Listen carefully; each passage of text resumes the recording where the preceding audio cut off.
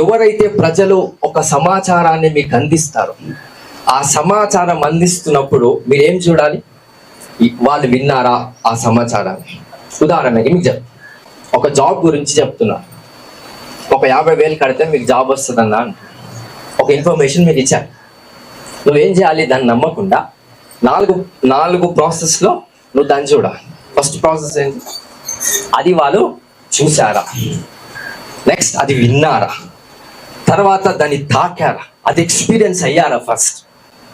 So అది వాళ్ళేనా first? అంటే ఆ 4 ప్రాసెస్ వాక్యంలో చెప్పబడిన రీతిగా ఎప్పుడైతే ఒక వ్యక్తి ఇవి తెలుసుకొని ఆ సమాచారాన్ని నమ్ముతామో అప్పుడు నువ్వు ఫెయిల్ కాకుండా ఉంటావని.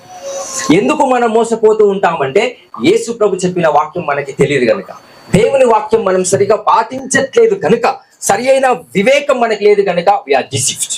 టుడే యేసుక్రీస్తు నామంలో మీ అందరికీ దేవుని కృప కలుగును గాక.